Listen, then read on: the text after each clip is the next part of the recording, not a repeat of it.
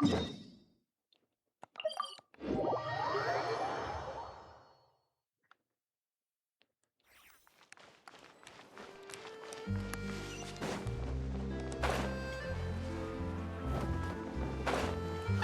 isn't that Charlotte?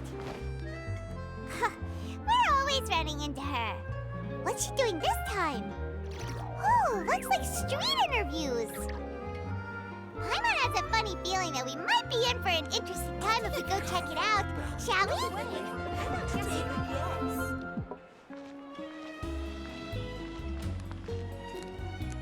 I see. So you believe that this warning letter was sent by the Phantom Weasel? Absolutely. I've said it before and I'll say it again. The Phantom Weasel never acts as you expect. He must have faked his own death 10 years ago using a body double.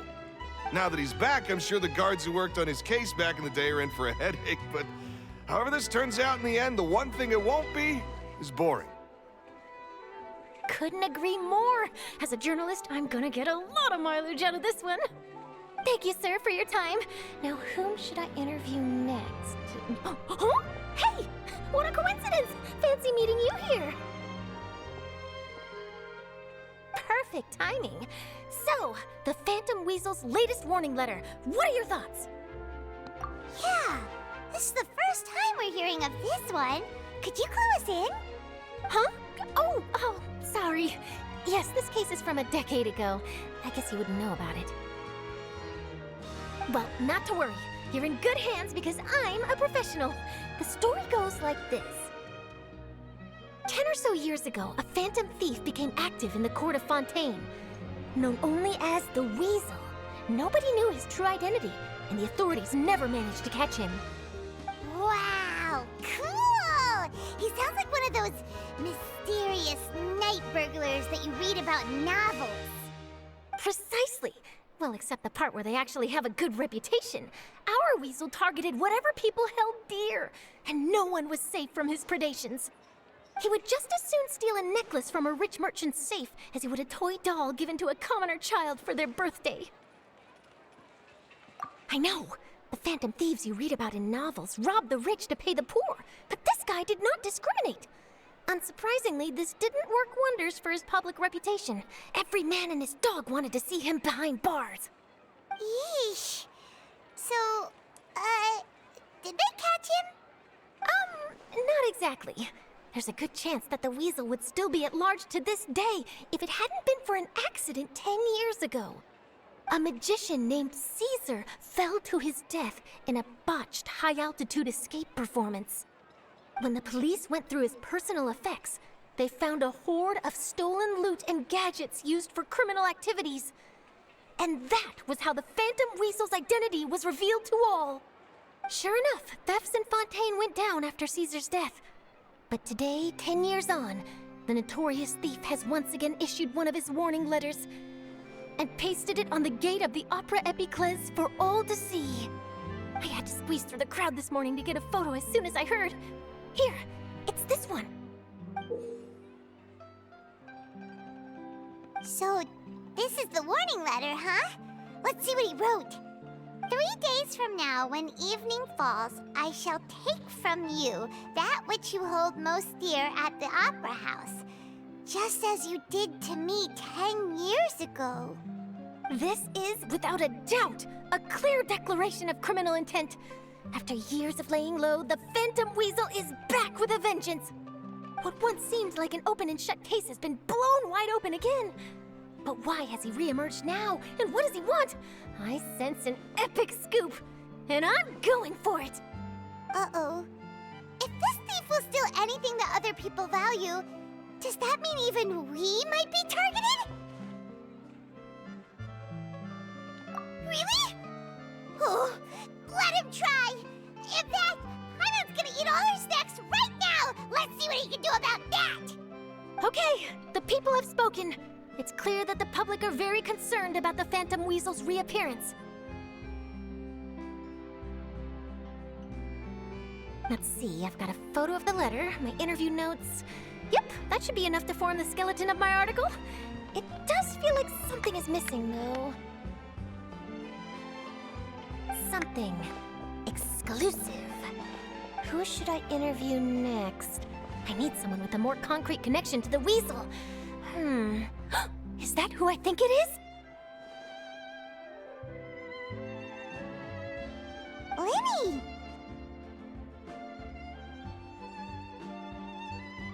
Magic, magician, Caesar! The Phantom Weasel! That's it! Let's go interview Lyney! You see, the original Phantom Thief Caesar was a magician too! And what do Phantom Thieves and magicians have in common? They both have an air of mystery about them. Perhaps there's a connection there. Are you serious? What sort of a deduction is that? Oh, relax! My journalistic instinct tells me that an exclusive news story is beckoning. Let's go! No time for delay!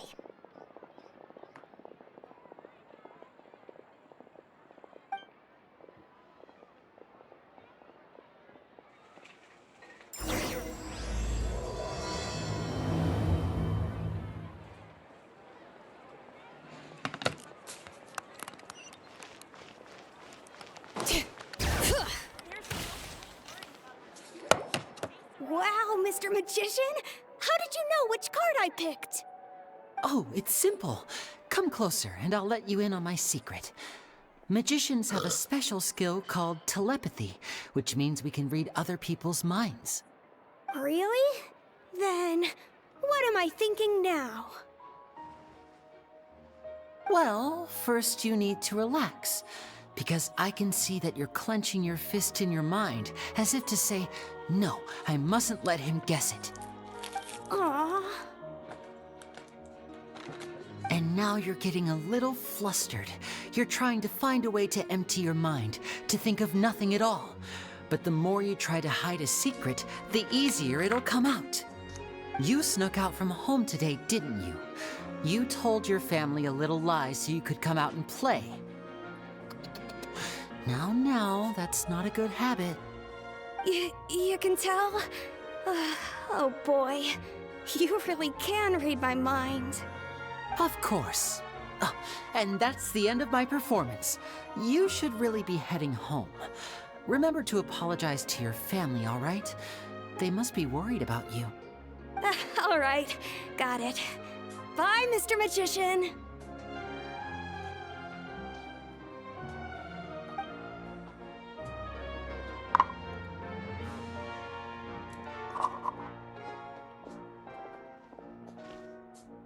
Hey, Lyney?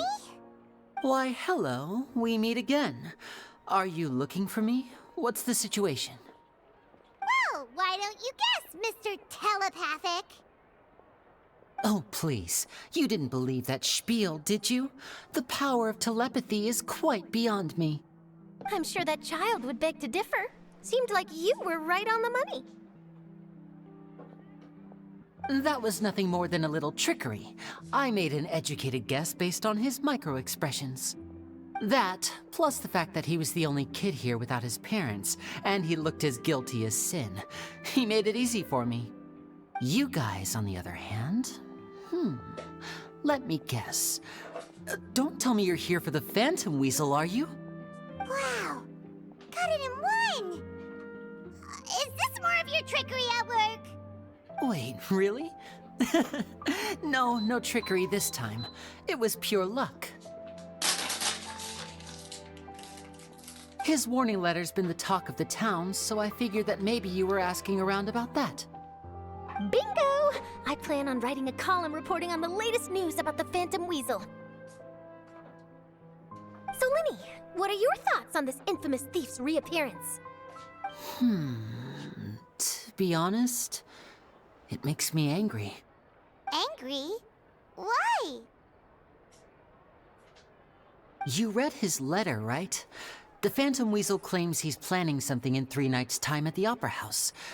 That's the night I'll be performing there. Huh. What are the chances? Wait a minute, you don't think he's after you, do you? Well, if he is, then his warning is clearly a direct challenge to me personally. And if he's not, then it's still going to be a huge headache for me. The mere mention of the weasel's name is enough to scare people off. So once the contents of that letter get out, barely anyone will be showing up to watch my show. But I've been preparing for this for a long time. I'm not about to let him ruin my big day. This leaves me with only one choice. I have to expose the Phantom Weasel's identity before the show begins. Really? So what you're saying is, we might get to see a live duel between a famous magician and an infamous thief? Wow, this has exclusive written all over it. To be honest, I'm not sure if I'll emerge the victor. The Phantom Weasel is a notorious crook, infamous for his inscrutable methods. You're being far too modest, Lyney. I think your magic tricks are even more inscrutable than those of a thief. Thanks for the compliment, though I have to say, I don't care much for the comparison. A lot of people liken magicians to thieves because we both have the ability to make things disappear without the person noticing. But there's an important difference that these people overlook. Allow me to demonstrate with a quick magic trick. Here, I have a flower, just an ordinary flower that was picked not long ago. Watch it carefully now. 3, 2, 1. It's gone! That's the question. Where did it go? Therein lies the difference between us. Thieves make precious things disappear, but only magicians make them reappear. If I could now invite you all to check your clothes, there might be a surprise in there somewhere.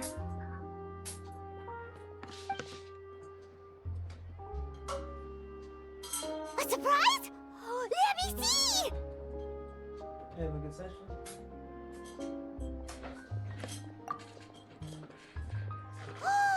It's right there! But how? You haven't moved this whole time!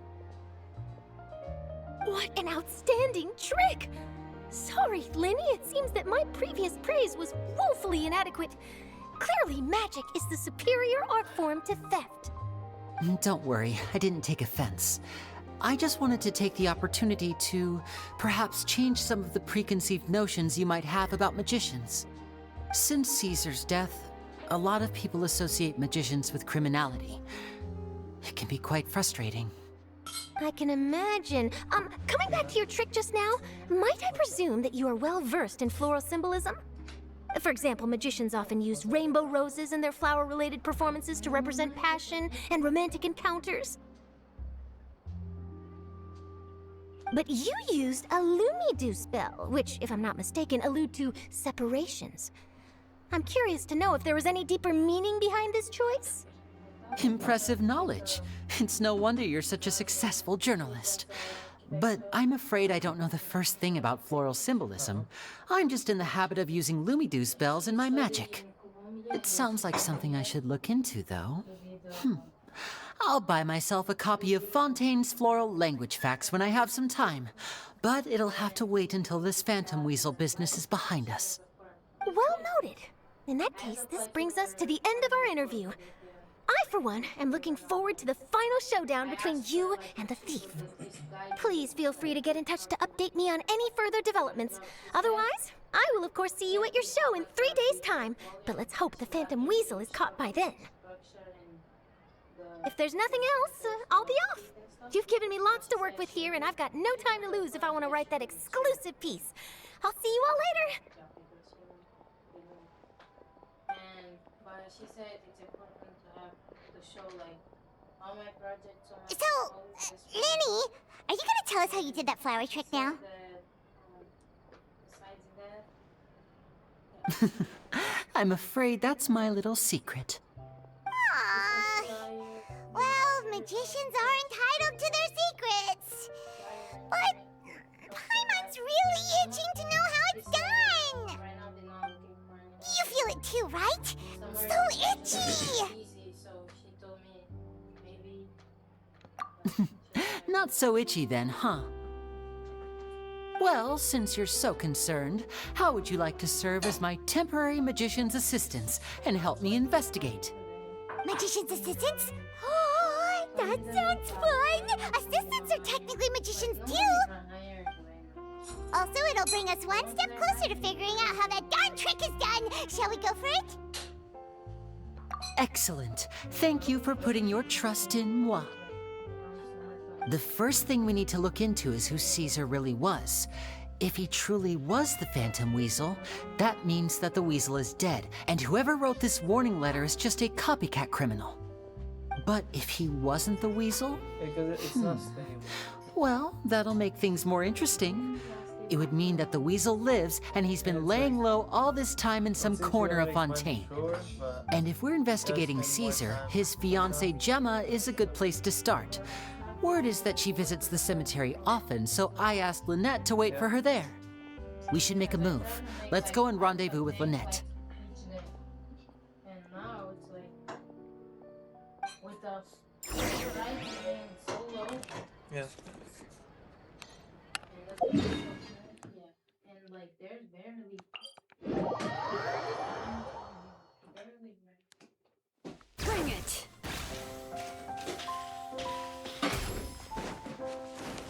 maybe I don't think. I tried to eat this morning, I couldn't eat.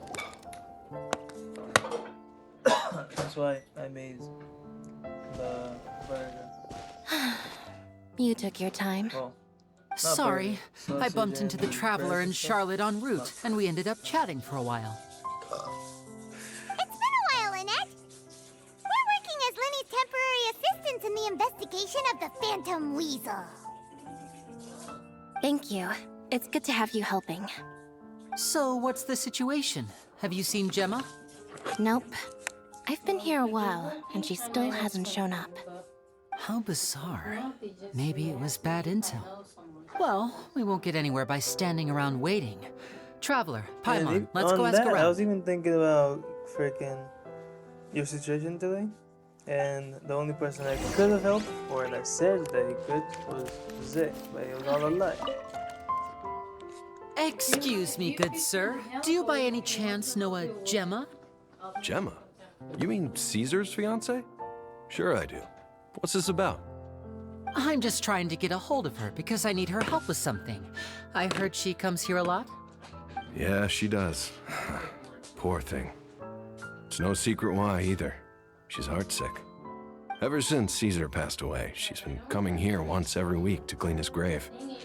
Often she just sits there in front of his headstone, lost in thought. Sometimes she talks to It herself. would be better. I asked her what she was doing once. She said she wanted to speak to him again. Why don't you She knows check he's gone other and can't hear her colleges if from they the have grave, but breakfast? she just likes to spend time there, Earlier. telling her fiance all about how her life is going. And she's been doing this ever since Caesar passed away? Because I mean, if Boston So International College has it all the way in years. October, there could be other Wow. colleges that has it Your earlier, love must have been really like during the strong. summer. I'll bet. Caesar's reputation fell apart after his identity was revealed, so If you no one find else one, visits that'll his help. grave. Gemma's the only one who still thinks about him after all these years. I don't know if the mind lives on in the waters after death, but if it does, I'm Yeah, sure I Caesar found, must be grateful to have someone who remembers him spring. fondly. The If other I'm were honest, wood. I think this is all Yeah, so found unfair to wood. poor Gemma. Her fiancé was a low-life crook. He doesn't deserve someone like her. Anyway, all of that said, she's running later than usual today. Normally, she'd be sitting in front of his grave by now. I wonder if she's okay. Well, that's everything I know, I'm afraid. You might have more luck asking some other people. All right, well, thanks for sharing all of this with us. We'll keep asking around. You're welcome. I just hope she'll be able to move on one day.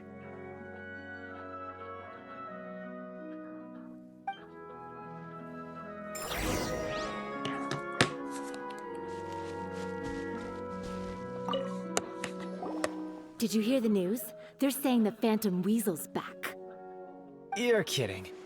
Wait, isn't he dead? I don't know anymore. All sorts of news flying around nowadays. I can never tell what's true and what isn't. But what if, just hypothetically, I mean, what if this weasel's the real deal and Caesar was framed? Called it. Seriously, 10 years ago, on the day it all went down, I said to myself, you know what? This guy's been set up. The Caesar I knew was a good guy. He gave balloons to children on the street, for Pete's sake. What, are we supposed to believe that he was a balloon thief or something? Give me a break. Oh, please. Weren't you the one cursing his name to high heaven when the police announced the news? You were all, that gosh darn lousy son of a, you think you know a guy, or words to that effect. Wait, did I say that? I don't seem to recall. Hello there. Sorry for disturbing you, but I couldn't help but notice you were discussing the Phantom Weasel. We're actually quite interested in this topic as well, but we're struggling to get to the bottom of it. Do you think you could spare a moment to tell us a little bit about Caesar? You've come to the right people. Yep, I was there. Back when Caesar used to perform magic tricks on the street. He was a great magician. The best trick I ever saw him do was pop a transparent balloon, only for a whole bunch of doves to fly out from the inside. I was right up close and didn't blink or look away once. But for the life of me, I still don't have the faintest clue how he pulled it off. Really incredible stuff.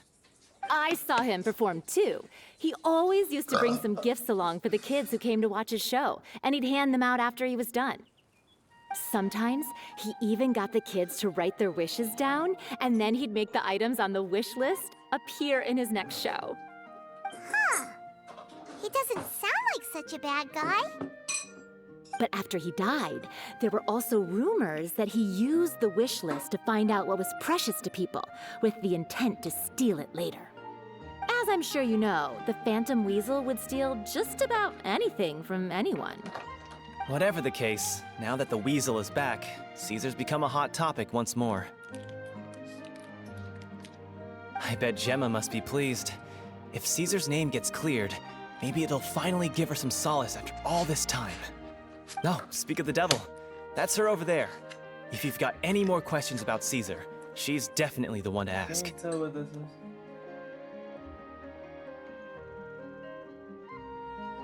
So that's Gemma. Is it just Paimon, or does it look like something's wrong? Wait, it looks like she's injured. But Come on, let's see if she's What okay. you're thinking of. It's this.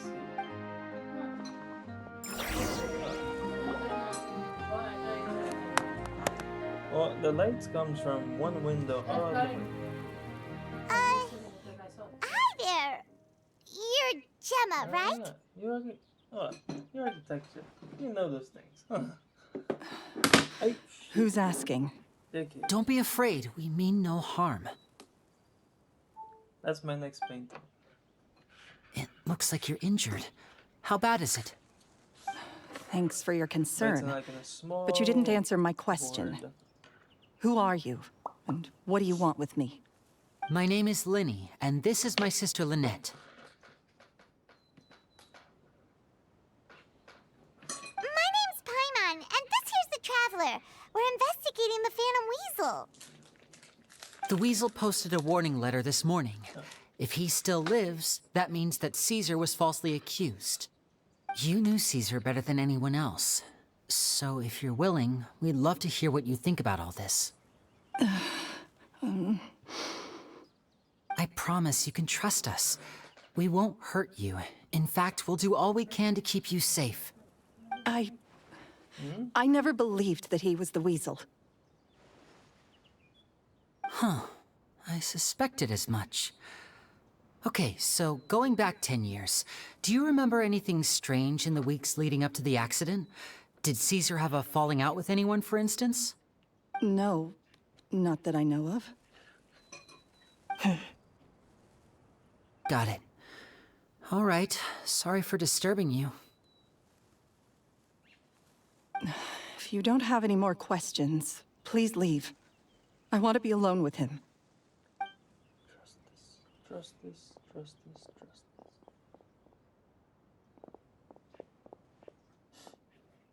Judging by the look on her face, there's definitely something fishy about her. She's lying. She definitely knows something.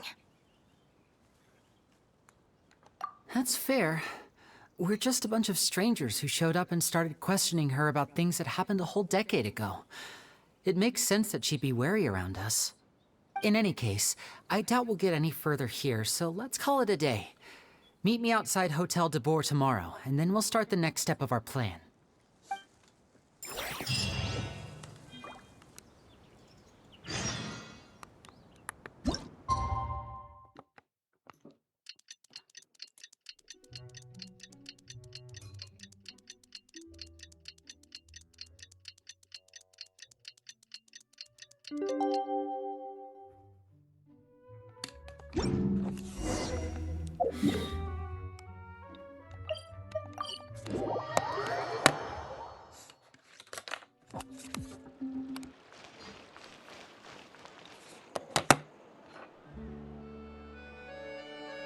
Over here.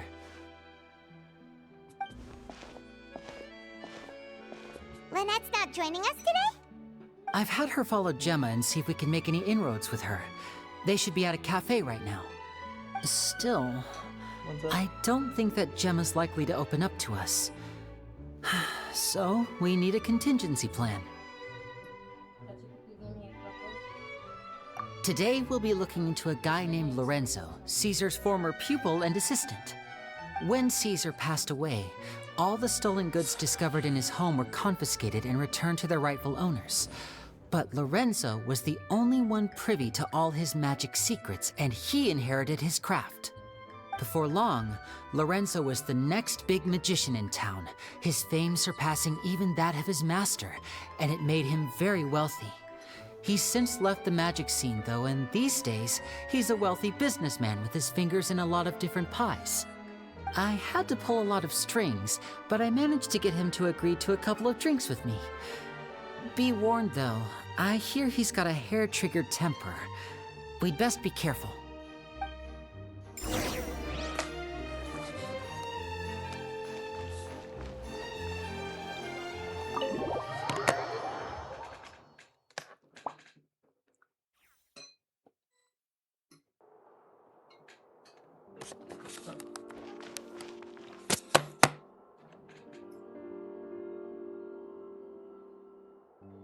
You neglected to mention that you were bringing 2 other people with you.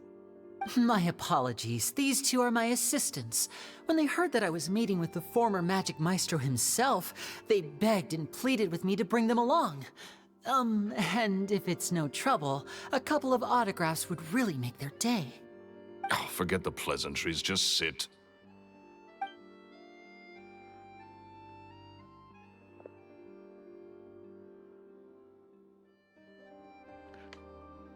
Get a load of this guy.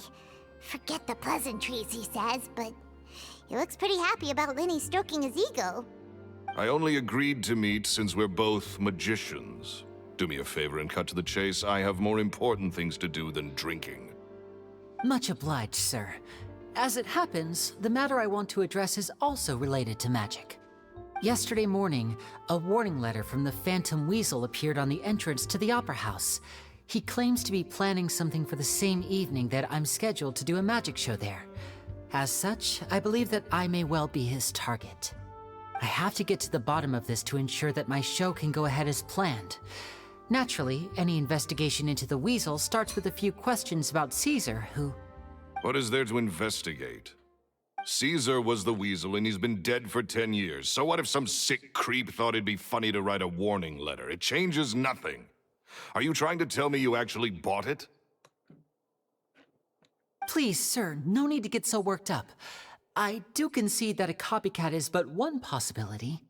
Possibility? It's a fact, Lyney. Look, my patience is limited, so listen carefully while I'm still willing to put up with you. The Weasel is dead. Period. Everyone knows that, so do yourself a favor and quit this investigation. It'll lead you nowhere. Look, if this affects your magic show in any way, I will personally compensate you for any losses. Oh, sir, I'm honored, really. But this isn't about finances for me. My pride as a magician is what's at stake here, Lorenzo. Copycat or not, this person has thrown me the gauntlet, and I must meet their challenge head on. Your pride? Don't mince words with me, boy. Just tell me, what exactly are you seeking to do? I want to find out the Phantom Weasel's true identity. I have to know for myself what really happened 10 years ago. What would that accomplish? And what do the events of 10 years ago have to do with you, anyway? Look, you of all people should know that a magician never reveals their secrets. And in any case, dead men don't talk. So if you really care about your magician's pride, then you'll forget about Caesar and move on. Uh-oh. This is getting awkward. Lorenzo? Hey? Is that? Oh, it is you! I know that big, booming voice anywhere. What's up, my man? Want to grab a drink with me? Another day, I'm busy. Oh, come on. You can't be all business all the time. You know what they say? Live fast, die young. You gotta learn how to kick back and relax once in a while. If I wanted your life advice, I'd ask for it. Now get out of my face and go be drunk somewhere else.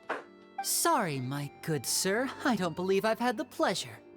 Oh, hey! Edmondo. He and I are business pals. We worked together a bunch of times. This is your first time meeting him? Oh, he's always like this. Foul-mouthed and hard-nosed. Never heard a kind word out of this guy the whole time I've known him. And he wonders why he can't get a girlfriend, despite being, what, pushing 40, 30, something? Anyway, point is, a lot older than when he first got rejected by the girl he was into. And he's still into, from what I hear. Shut up and get out of my face. Another word out of you and you can forget about doing business with me ever again. Do I make myself clear? Sorry, I may have had a little too much to drink. All right, I'm gonna leave. Don't work too hard.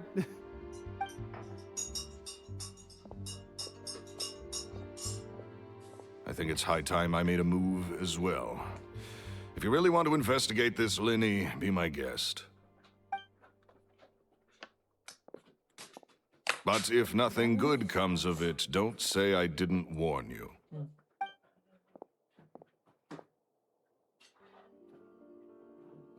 Well, that fell to pieces in a rather spectacular fashion. Any thoughts?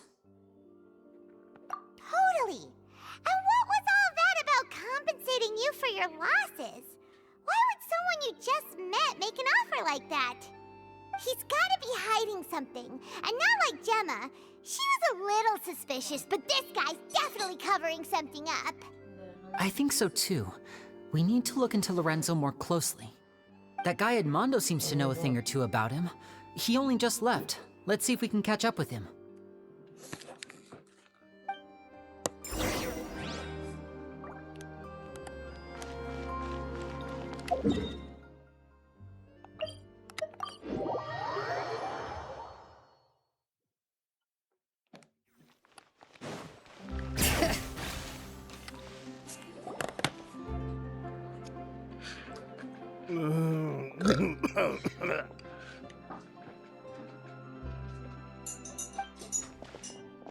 You okay there? Who are you? Oh, it's you guys. Don't worry about me. I must have had one too many. I just need to ride it out. I said way too much back there, didn't I? Yeah, I nearly talked myself into complete financial ruin. Note to self, no more drunken chats when Lorenzo's around. So, he was serious about threatening to cut you off? Ugh, Paimon knew he was a bad egg. Hey! Keep your voice down. Don't go prying into Lorenzo's personal affairs. Bad things happen to people who ask too many questions or make an enemy out of him. What kind of bad things? Don't even ask. I'm sorry. I'm gonna have to cut this conversation short. I'm not crossing that line again. And take it from me, trouble with Lorenzo is one thing you don't need in your life. You saw him flare up back there. I don't know what you said to him, but clearly it touched a nerve. That's not a good sign. You're too young for this. Don't get in over your head. I'm leaving.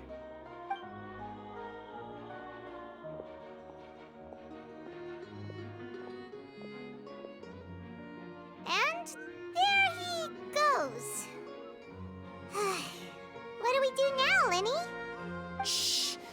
I think we're being watched. Someone was listening in to our whole conversation.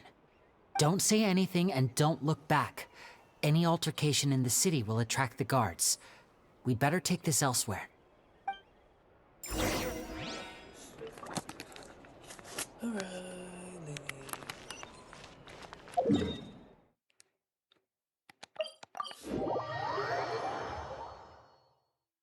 Damn, your Mac is like on top. Bring it!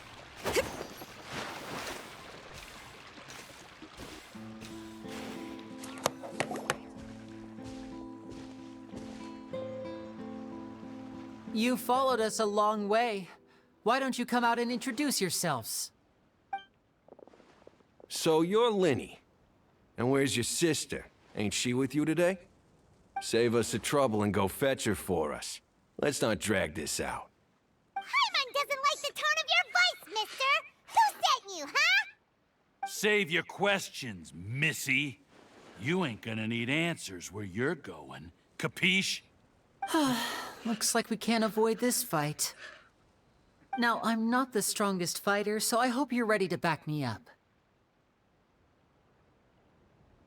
Don't worry, we got this!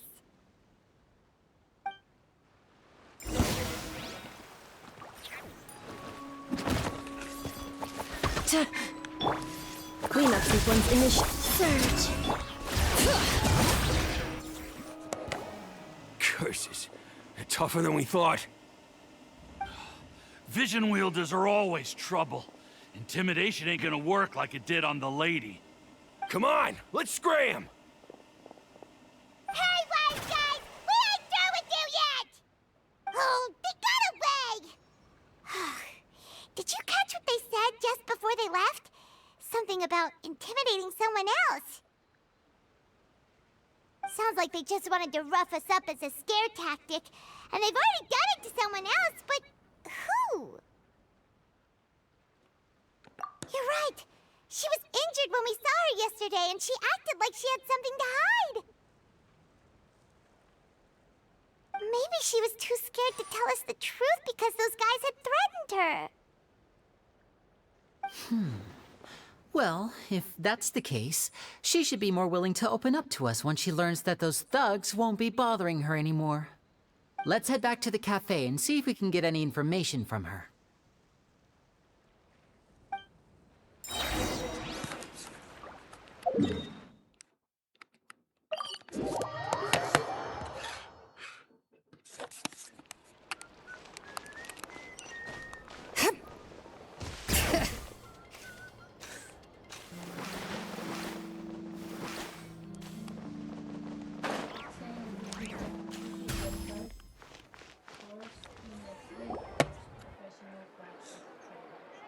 Yeah, it doesn't matter because you have credits from the prerequisite that I asked because you already taken them in portrait. Which, when you submit it to that place organization stuff, they'll You notice again. that What you is it have this the time? prerequisites We just for ran that into the class. men who've been threatening you, and we gave them a taste of their own medicine. So So, if they don't accept you it, can then you relax have the now. prerequisites. We're But here you to probably protect just- you. What? Why? I didn't tell you anything. Why would they come after you? Sounds like they're no strangers to you. That's putting it mildly. I know them all too well, and I hate them with every fiber of my being. It's been 10 long years, and still every time I try to look into Caesar's death, they show up and warn me not to do anything stupid. How do I know I can trust you? Do you really think you can get to the bottom of it all? And Why are you doing this? I'm afraid I can't reveal all the details just yet, but I can promise you this. I will expose the Phantom Weasel's true identity. Because you see, this is a personal matter of the utmost importance. I give you my word. Trust me. Okay. How can I help you? I've heard that Caesar used to have a magic workshop where he kept a lot of his personal effects. If possible, I'd like to take a look at them. Do you know where it is? The Fleuve Sonde. But the place was sealed up by the police after his death, and no one's been there since. I also know that the Fleuve Sonde is dangerous territory. Lots of hostile groups lurking around. If you're serious about going there, please be careful. Understood. Lynette, you stay here and take care of Gemma. Don't let her come to harm. Got it. But if I'm staying here, I'm ordering dessert. I mean, bon appetit. But stay sharp, too. They're likely to come for you while I'm away. Okay. Alright. Power saving mode off. I'll start taking this more seriously now.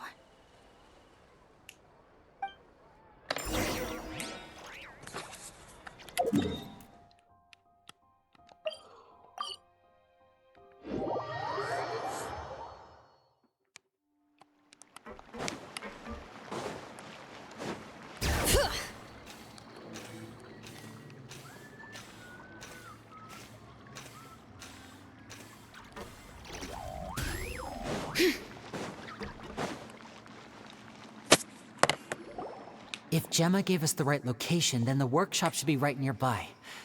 Huh. Looks like these boxes are blocking the entrance. Let's shift them away first. There we go. It should be just down here.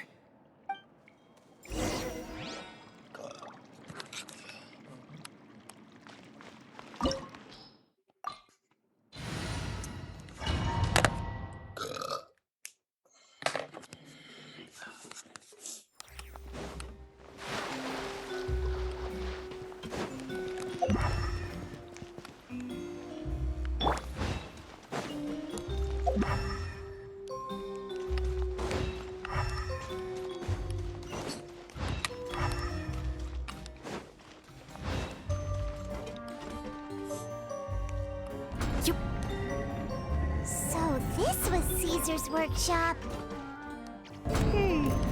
Nothing suspicious here, just normal magic props. Let's head in further.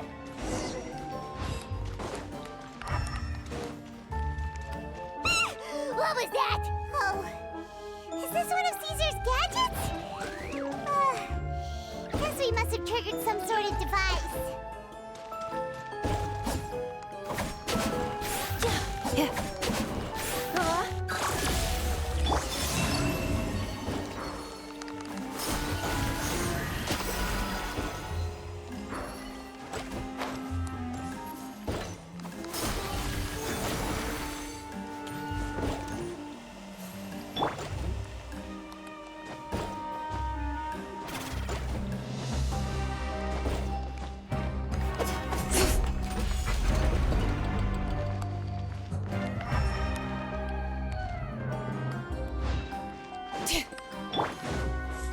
Insulation chip.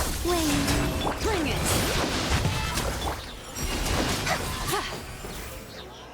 Whoa. Look. The doll in the box is glowing.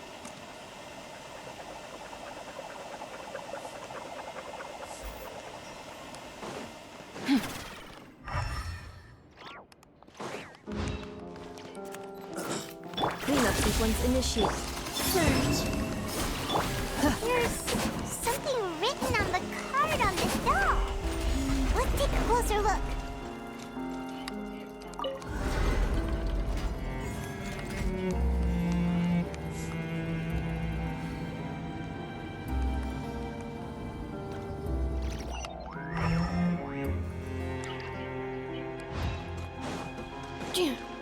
Looks like we've reached the end of this route. Shall we try a different one?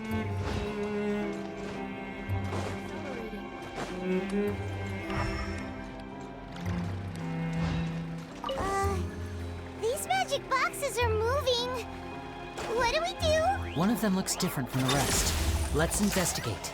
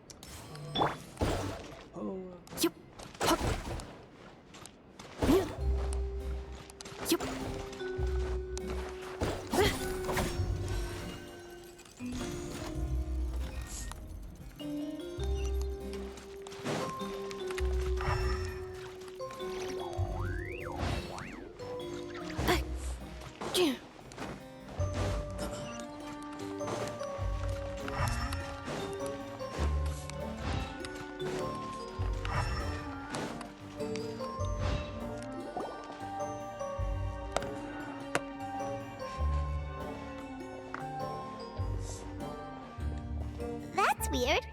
Have we reached the end already? There's nothing here. Maybe this was a wasted trip. This place seems a little too ordinary for a magician's workshop. There's a distinct lack of mystery. We've triggered quite a few devices on the way here. I'm starting to wonder whether Caesar built this whole place as one big, elaborate magic contraption. If so, then there must be more to this place than meets the eye. Maybe a hidden room somewhere. Aha! If I just move this book, then hopefully... and... presto! A secret passageway! How did you know? I'm a magician too, and apparently great minds really do think alike. Looks pretty big inside. Let's head in and take a look around.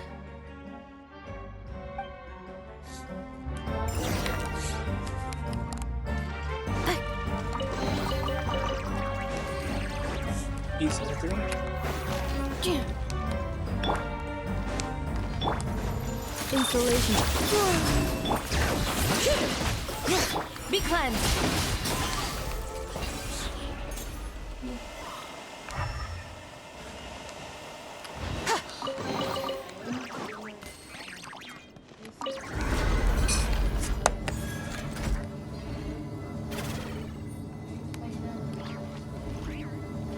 If you spend the one of them.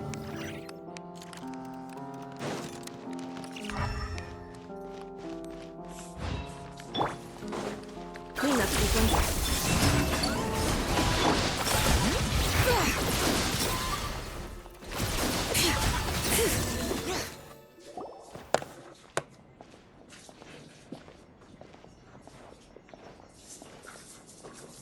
Why have you stopped, Lyney? Is there some device in that box? Huh. It just looks familiar somehow. Let me check this out for a second while you guys go on ahead. If anyone makes a major discovery, let's rendezvous here. All right, see you in a bit.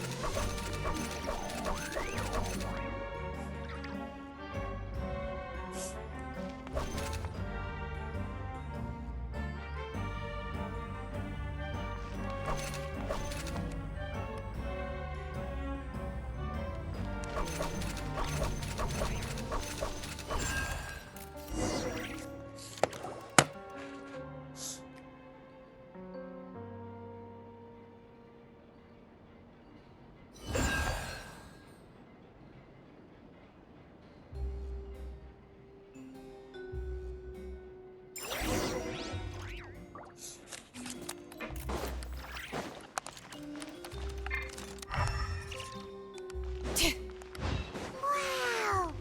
There's a hidden room here! Let's see! Oh, this bookcase is full of Caesar's own notes.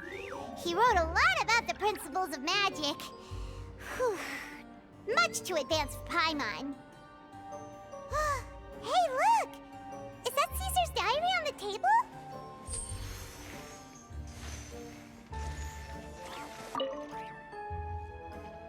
This book's thick as a brick! Let's take a peek inside it, shall we?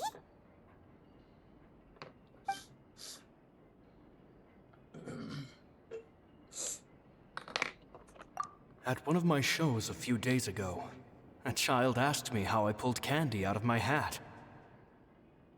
As a joke, I told the kid that the hat has a built-in wish-granting machine. Next thing I know, today a whole bunch of kids were pestering me to pull all sorts of things out of the hat. So I told them another white lie. The machine needs time to power up, but in the meantime, you can write your wishes down. Well, they took me up on that offer, enthusiastically. As I write this, I've only just got back from running around all over town, buying the things they wanted. Boy, are my legs sore. I wound up saving very little this month, but that's not a major issue. I now have a bigger problem. How am I going to hide all these things inside my hat?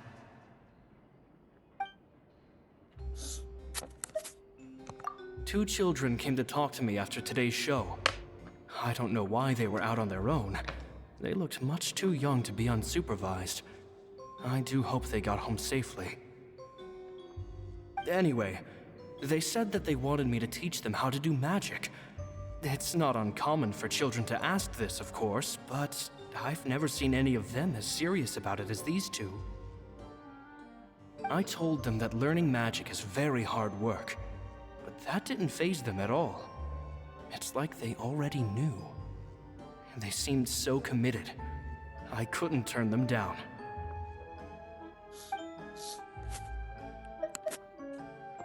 It seems like something's bothering Lorenzo lately, but he won't open up to me about it. Surely he's not upset that I agreed to teach those two children. I'll have to talk him around.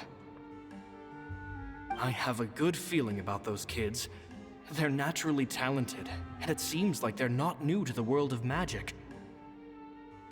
They have all sorts of fantastic ideas. All I'm really doing is helping them develop a more professional standard training plan. They wanted to call me Master, but I told them they absolutely mustn't. Any magician worth their salt could have taught them what I have. They're the geniuses here. Compared to them, I don't deserve to be called any sort of master.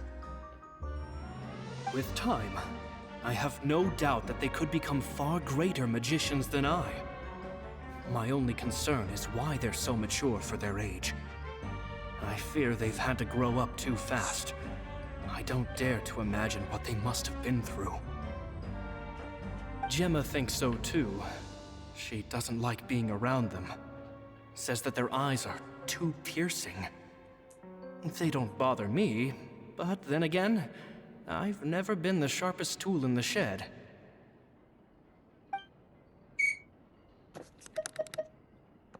It's nearly time for me to go on tour. I asked the two kids if they'd like to come with me, but they shook their heads. I once overheard them talking about their father and their mission. Sounds like their parents have other plans for them. I guess we'll be parting ways soon. It's only been 10 days since I first met them, but I think that I've gotten a feel for their personalities now. They're very tough, but also very cautious. and they trust no one but each other. This, I fear, is not a good habit to have.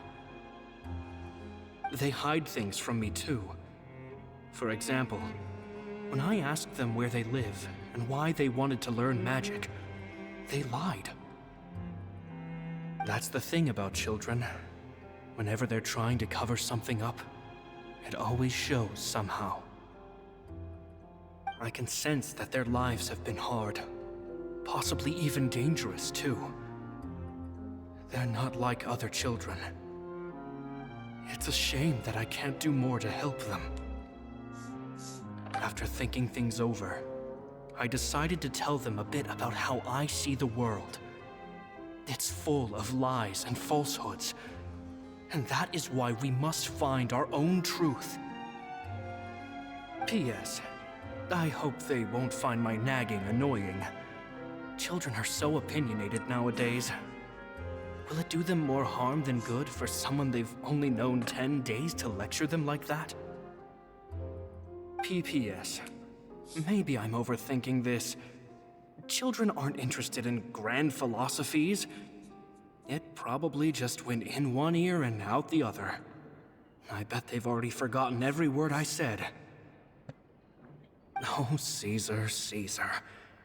Just mind your own business next time.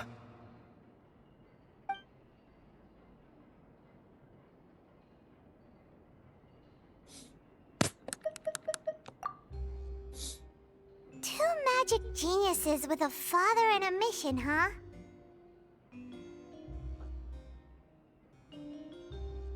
Sounds a lot like he was writing about Lyney and Lynette, don't you think? So did they meet Caesar when they were kids? Let's go ask Lyney!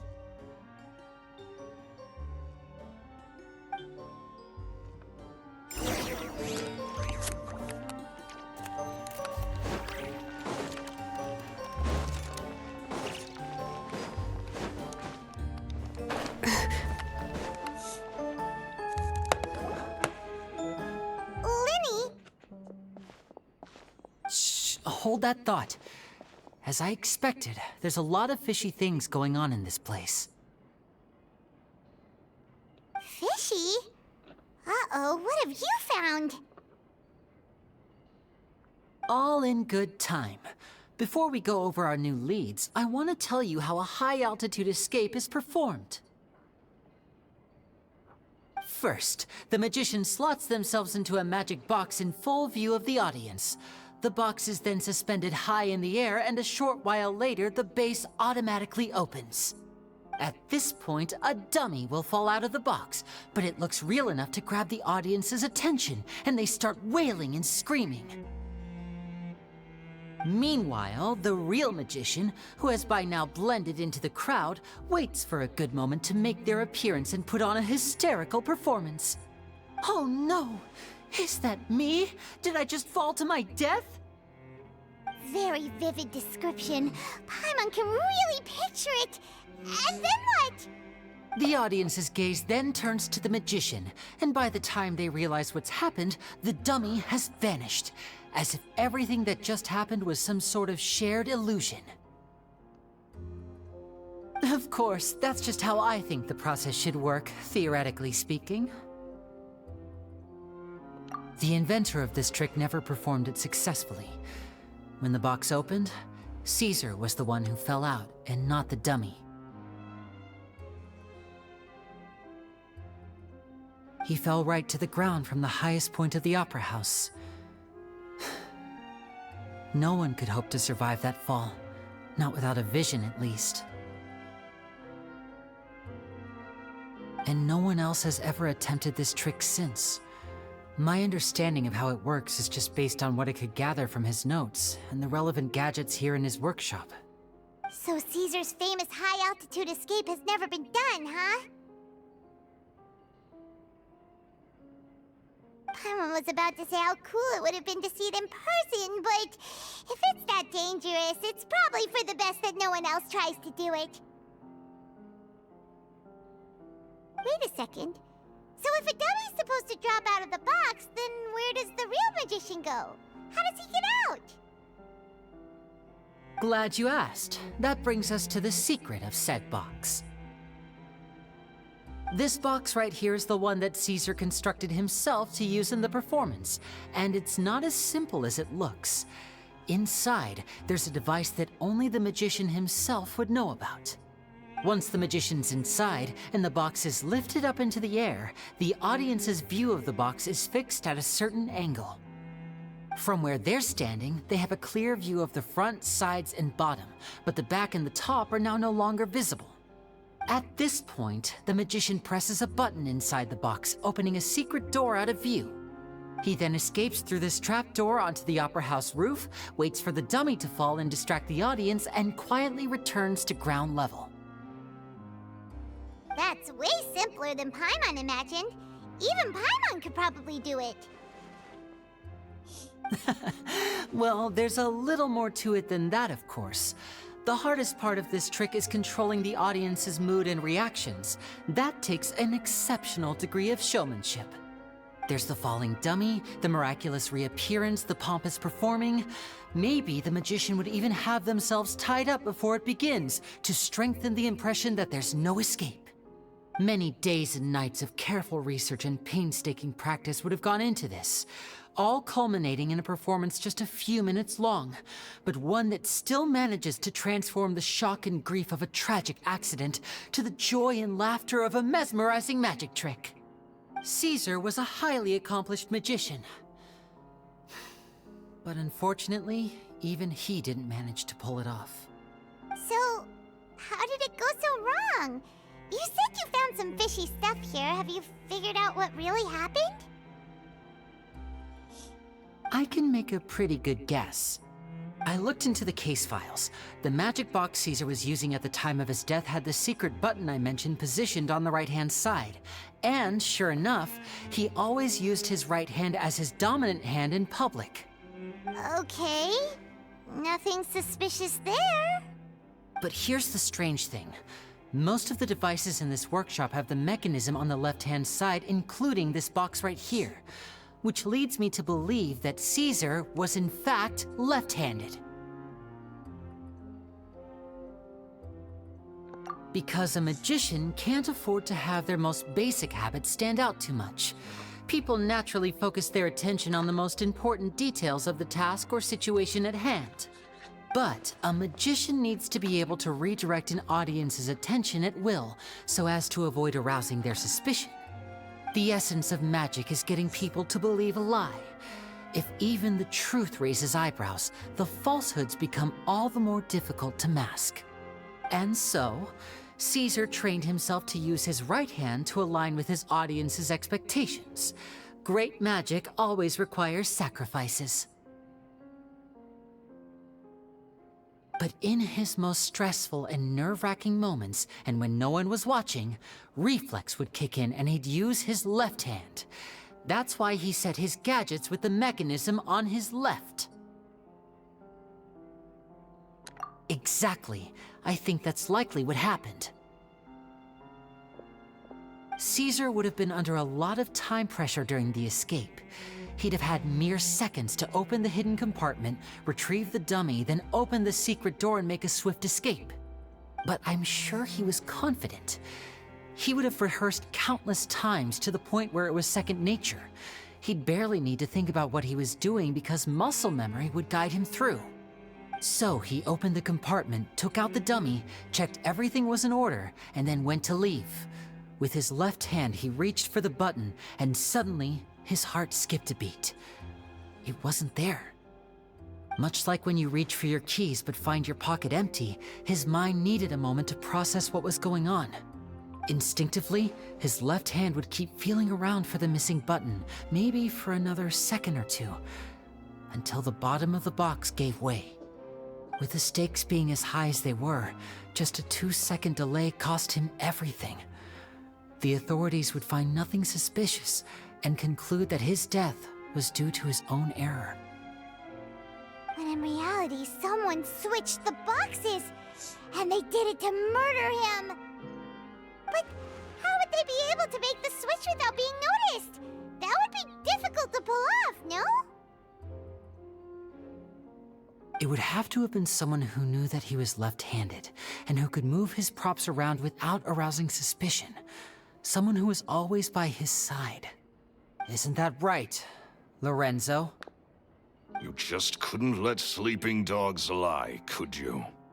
There's not a lot of people who'd go to all this trouble for some magician who died 10 years ago.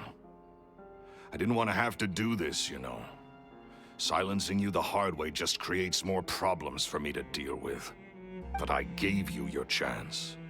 I hoped you'd do what's good for you and back off like the lady, but you disappoint me. You mean Gemma? So you are the one who's been threatening her! Yes, although however stubborn she might be, she was never much of a liability. But you people, you never even knew him, but for some reason you just wouldn't drop it. Which is why you can't leave this place alive. Take them out, and make it quick. Do your worst!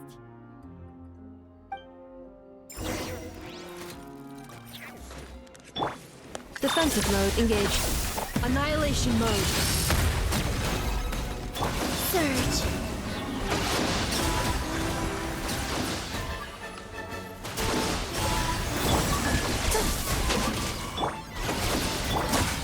Cleanup sequence initiated.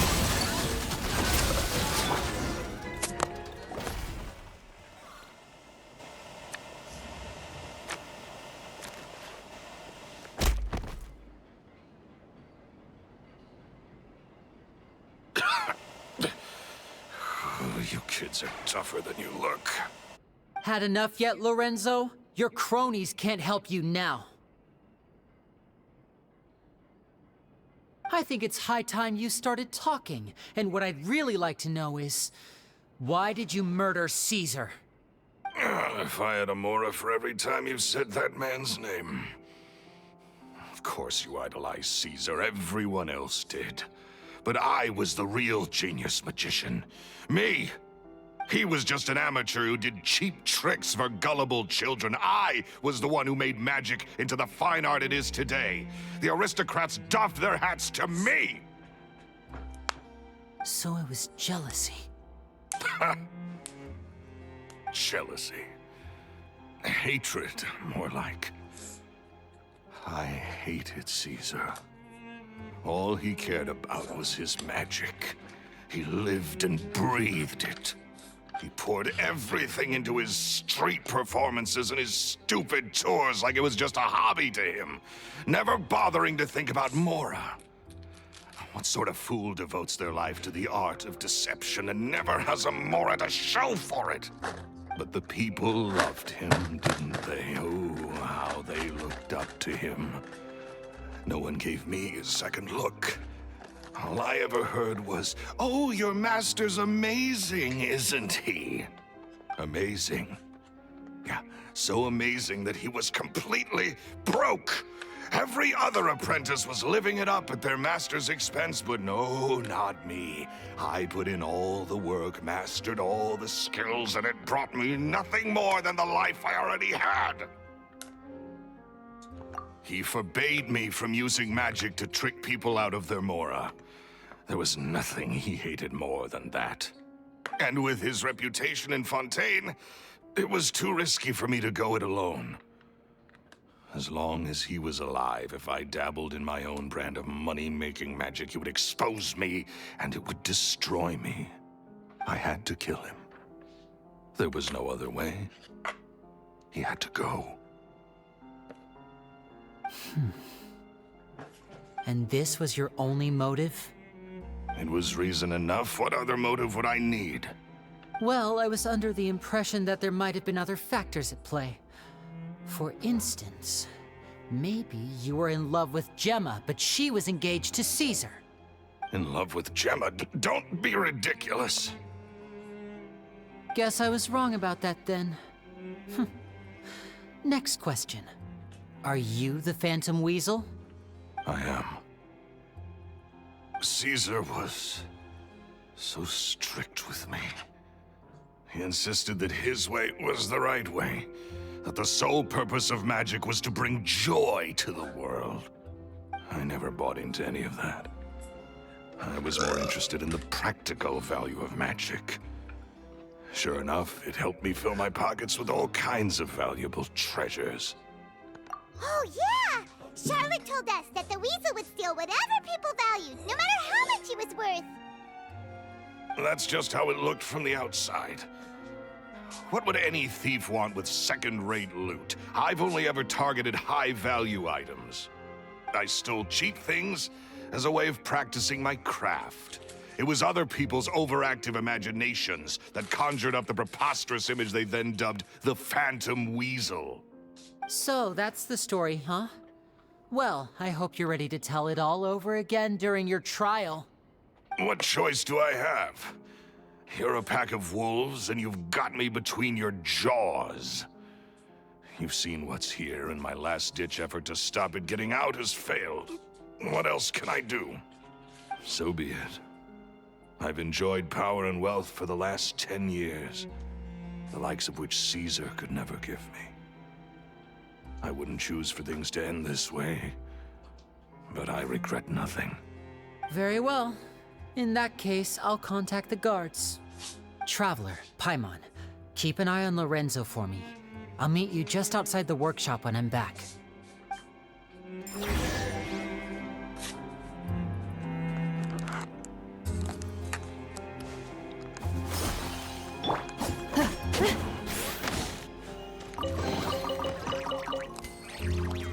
Installation chamber deployed.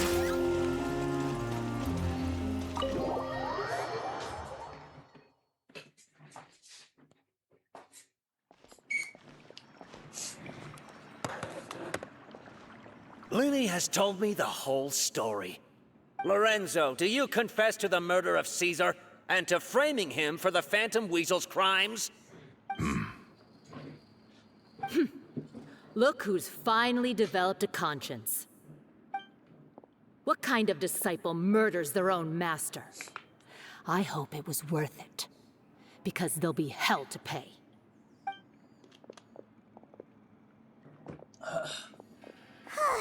Looks like it's all over. What should we do next, Lyney? Should we start preparing for your show? Let me think. Let's rendezvous with Lynette and Gemma first. With Lorenzo in custody, Gemma will no longer have to fear for her safety. Good point. We should go tell Gemma the good news right away. It'll give her some peace of mind for sure.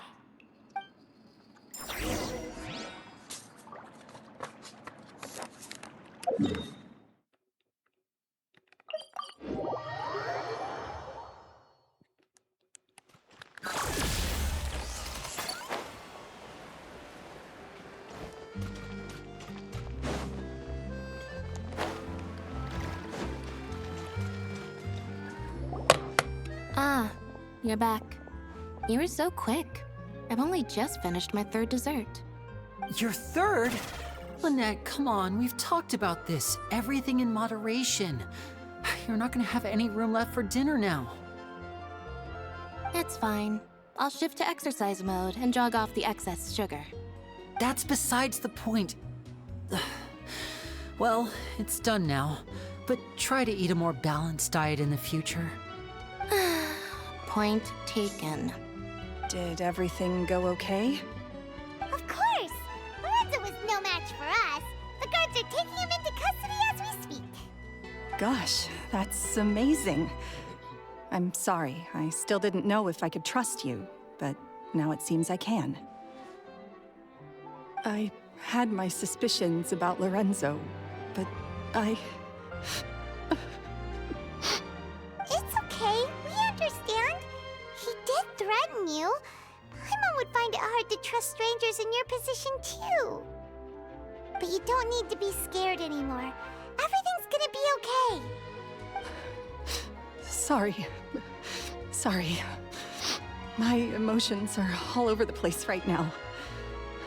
I've been waiting for this day to come for so long. I always wanted to report Lorenzo. He took all of Caesar's property, which I found suspicious, but I had people watching me all the time, so I couldn't risk looking into it. I was so afraid. I was scared he'd do something terrible to me, and then no one would be left to visit Caesar's grave. So I never had the courage to speak out. Thank you all. Truly, thank you so much.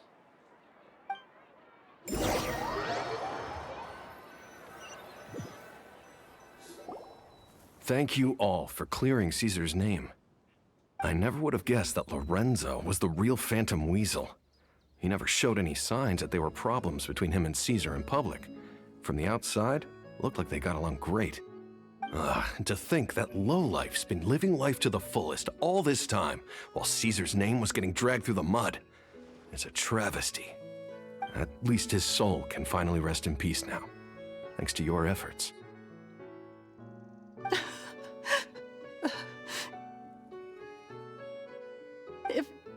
If only I'd realized before it was too late.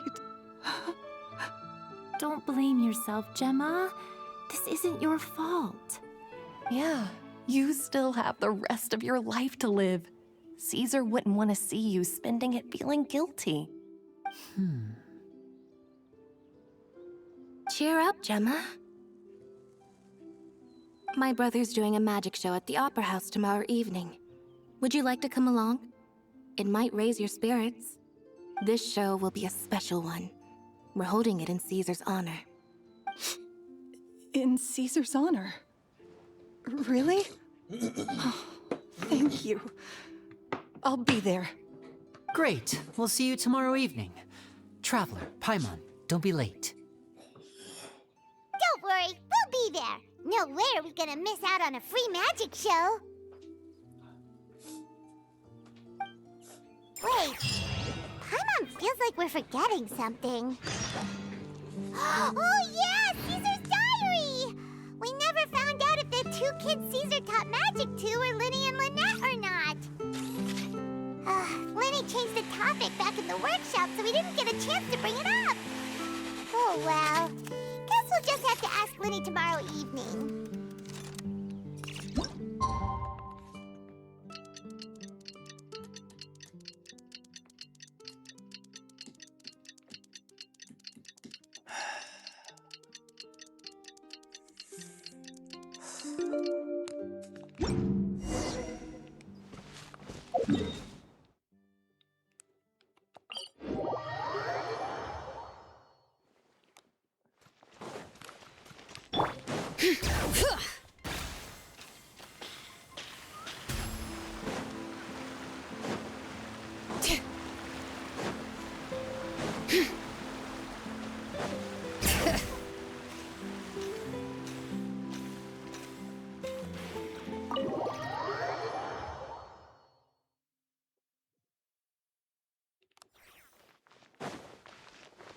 Bring it!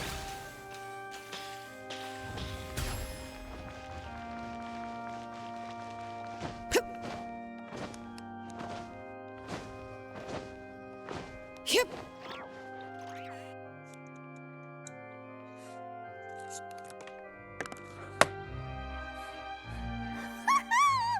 Paimon's excited to see another of Lyney's magic shows! Wait. Lynette, shouldn't you be on stage by now? Not this time. My brother's going solo today. So I'll be watching with you. Good evening, ladies and gentlemen. I hope everybody's ready because the show is about to begin. The great magician Lyney has prepared a spectacular show for us all tonight, concluding with an all-new grand finale that no audience has ever seen before. Wow! A new trick! Thank you all so much for coming. Now, prepare to join me on a journey through the mystical and miraculous.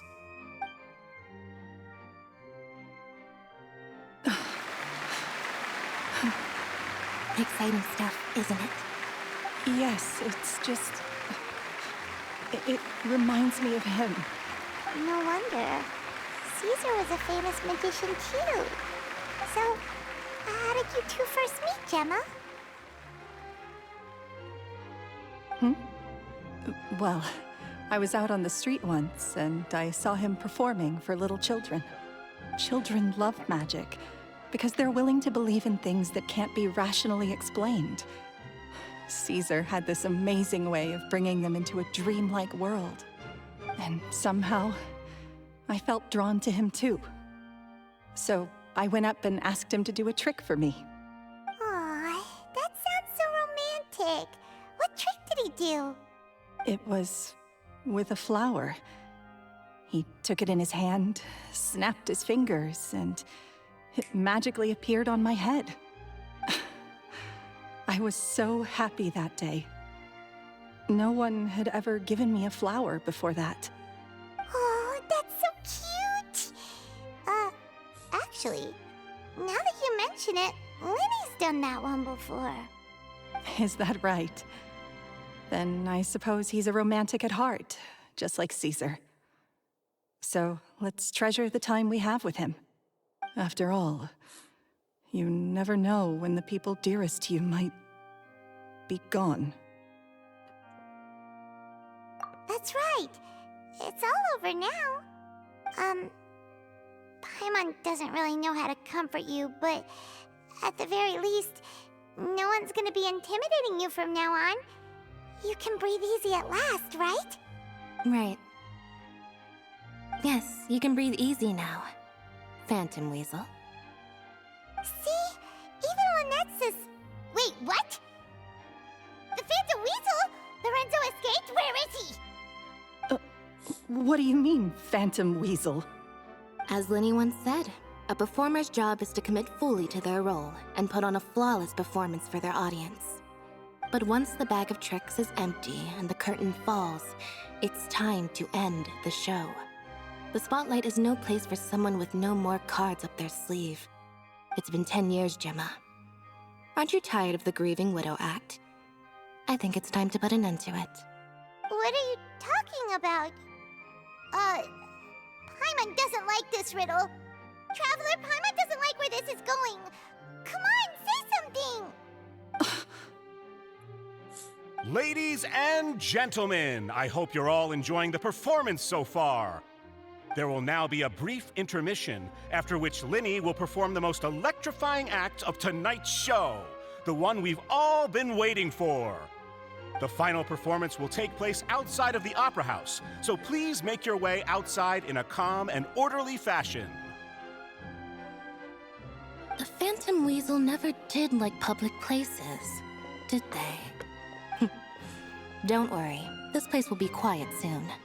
Let's talk somewhere else for now.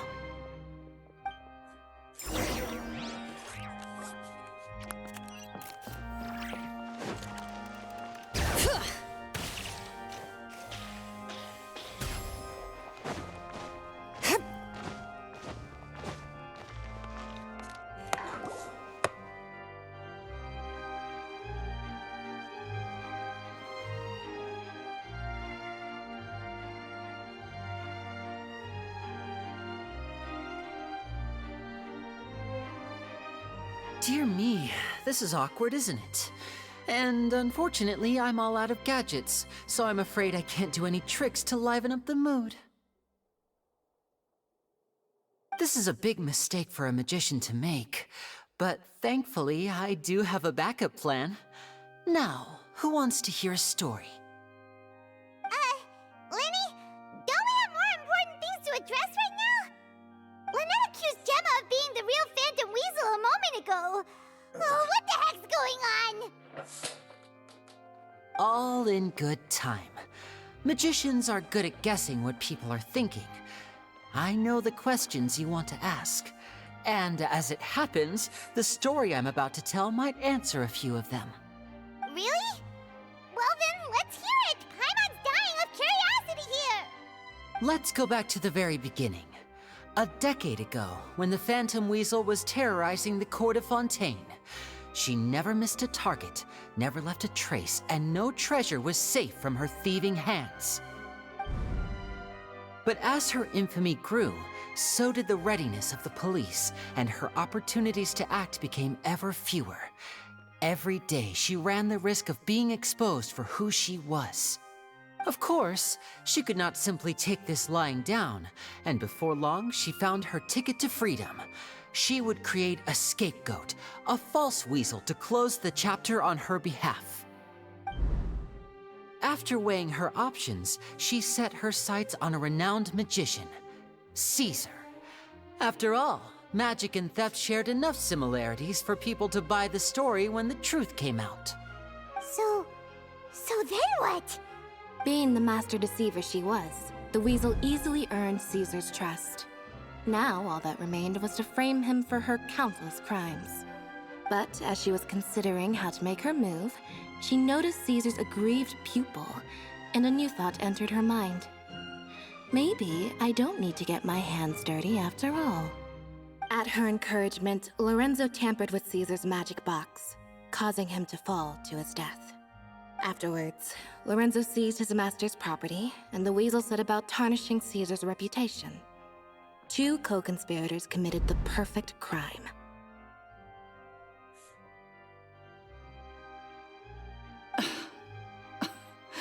I've got to hand it to you.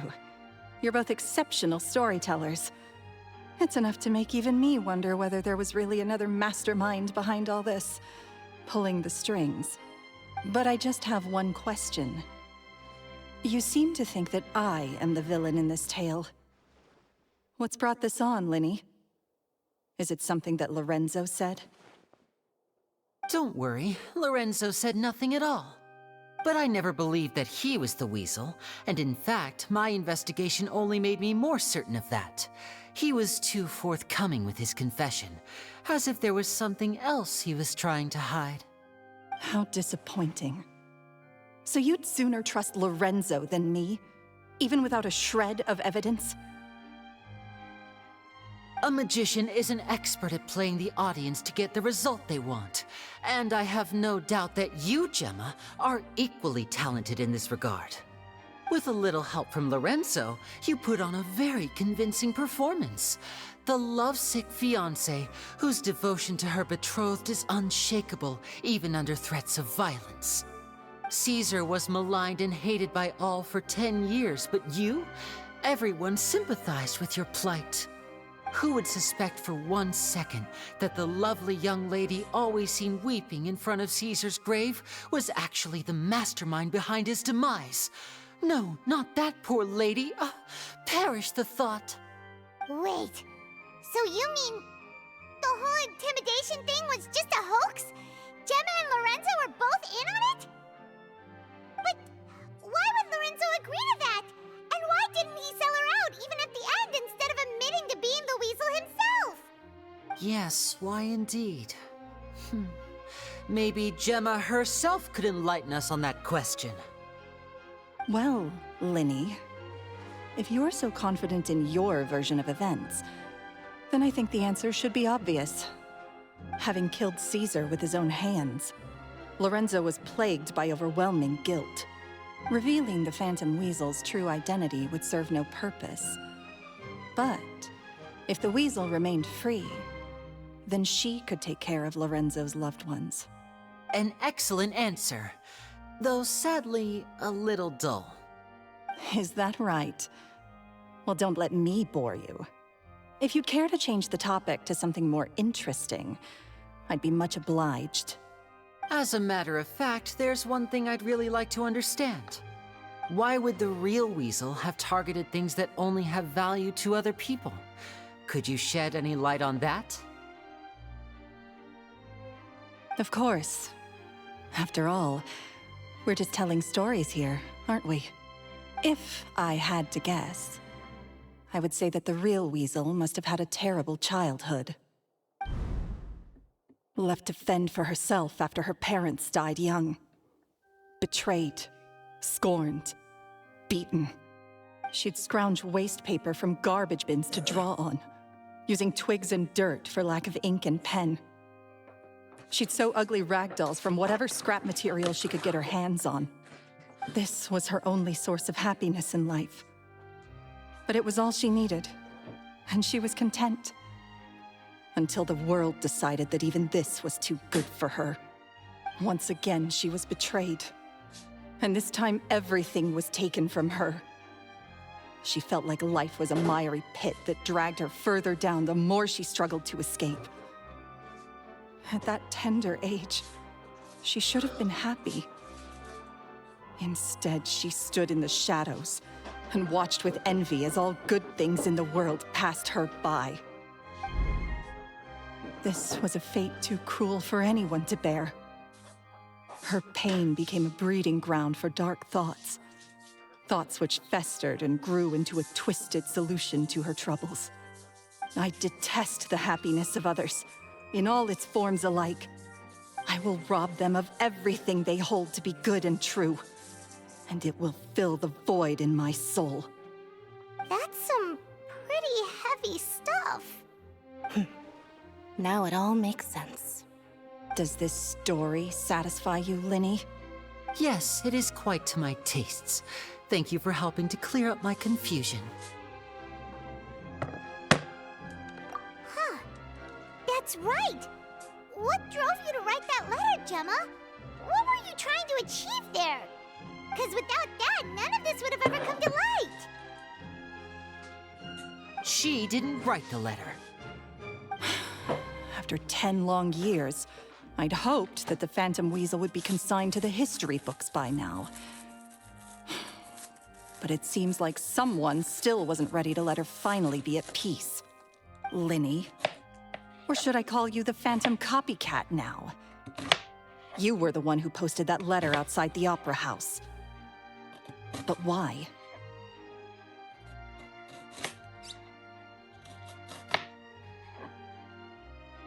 Very sharp, Phantom Weasel. Still as shrewd as ever.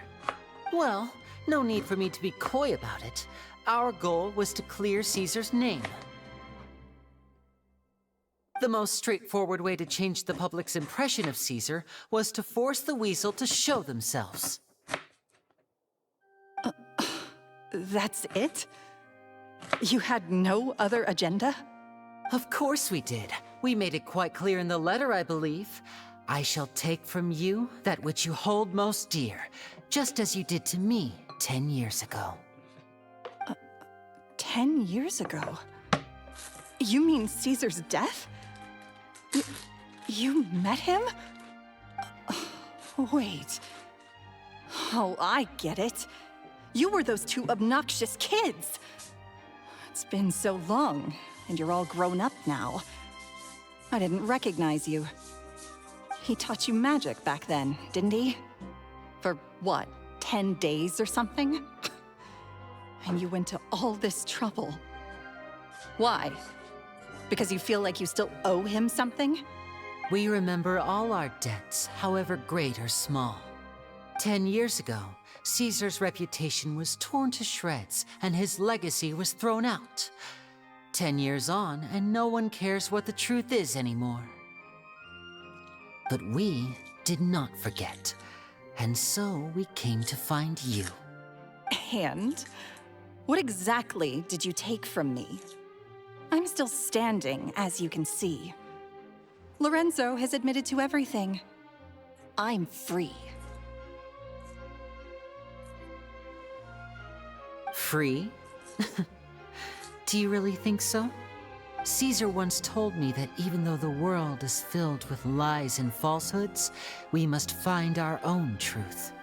I think that applies to you too. Truth can take many forms. Prized possessions with nostalgic value, fervent hopes and dreams, and irreplaceable people. Life took many things from you, and those wounds never healed. When they ached unbearably in the dead of night, stealing became your way of numbing the pain. What are you trying to say? I'm saying that for the last 10 years, you've been living a rather uneventful life. Perhaps that's because you found something other than a life of crime to fill the hole? Back to Lorenzo for a second. He murdered his own master, played along with your act, and took pains to make sure any suspicion would be directed towards him. But what did he have to gain from all that? He knew who you were and the things you'd done, and despite that, he was willing to give everything up for your sake. He's the reason that you haven't felt the compulsion to steal in all these years. You're more than just accomplices in murder. you're the only real friends each other has. So I think you know, deep down, that he is the only truth you have in your life. But that truth is gone now, and I guarantee you, you'll never see it again. Congratulations on your freedom, Gemma. Your freedom will cost you dearly. From now on, you'll be all alone in a world full of lies and falsehoods. I do hope you'll be able to bear it. You've still got a long life ahead of you after all. Gather round, one and all. The time has now come for the amazing Lyney to perform his final act in tonight's show. I'm sure you're all wondering what he has planned for the grand finale. Well, wonder no more, for the answer is a death-defying high-altitude escape. A high-altitude escape?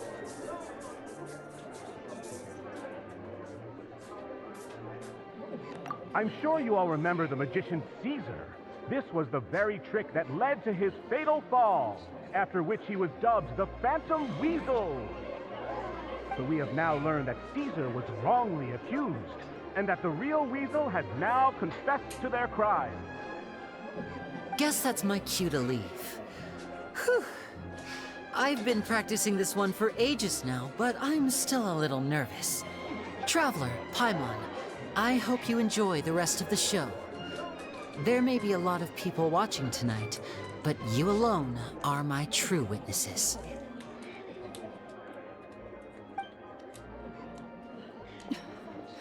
Lyney, wait. You two hid a lot from Caesar. He went to his grave without ever knowing your secrets. So what about now? Are you an open book? Or are you still the same as ever? You don't have to tell lies to end up isolated and alone. One day, you'll end up exactly where I am today. Maybe then you'll finally understand. You're wrong. I'm nothing like you.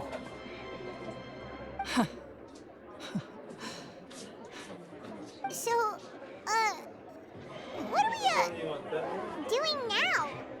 Like Lyney said, when you're ready, let's head outside and watch the show. But what about Gemma? She'll figure out what's best for her soon enough. Oh, and if you'd like to see Lyney after the show, you know where he'll be. The usual haunt. All right. Well, let's go and watch Lyney's finale then. This trick's a pretty dangerous one, but he should be able to pull it off, right?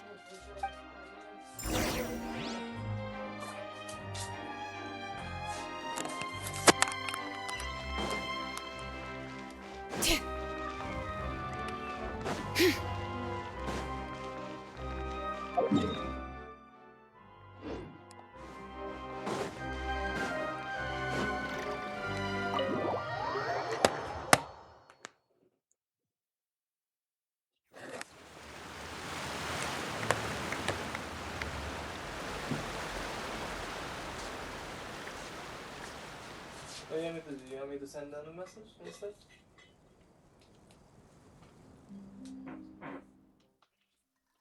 Magic should be mysterious, surprising, and defy logic. Magic is hard work. Every single movement has to be practiced thousands of times. It's alright. We're used to that.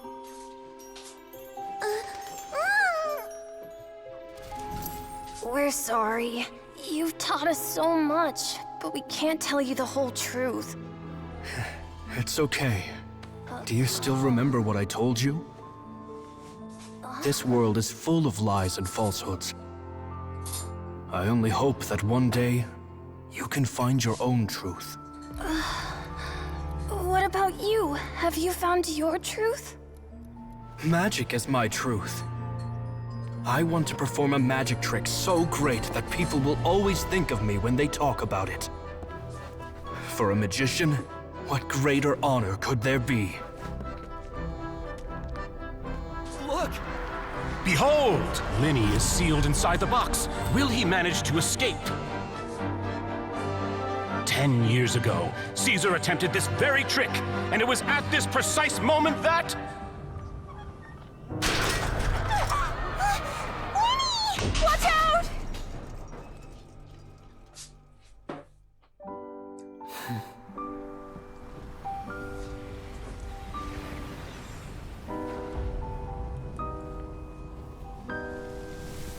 Mysterious. Surprising.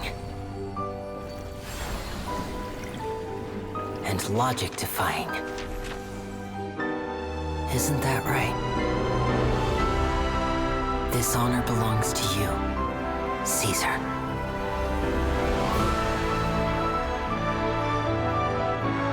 I'm just sorry it's a little late.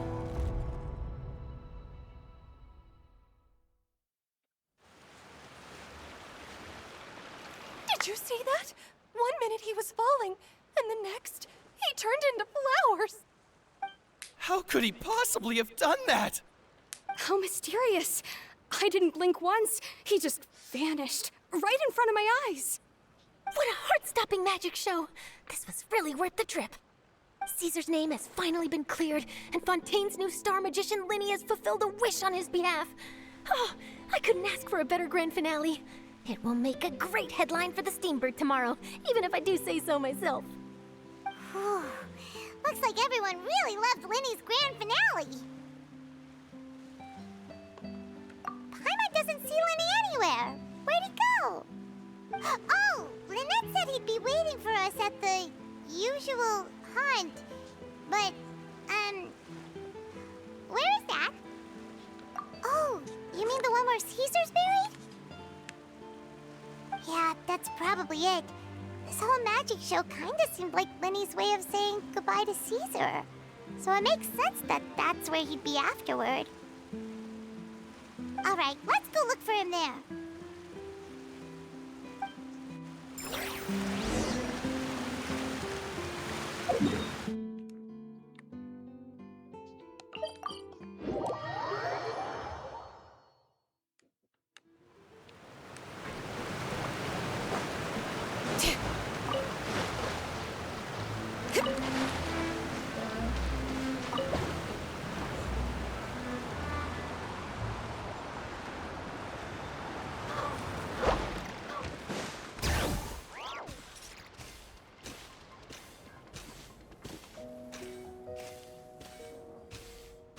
Ver.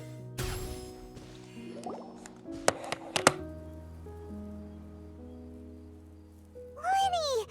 There you are. Are you alright? Paimon was scared to death when the chain broke. Paimon was sure something had gone horribly wrong. Magic is a performance art. A magician has to get creative to keep the audience on tenterhooks. That's our job. So I tweaked Caesar's original setup a little to keep it fresh. I was honestly a little nervous during the live performance.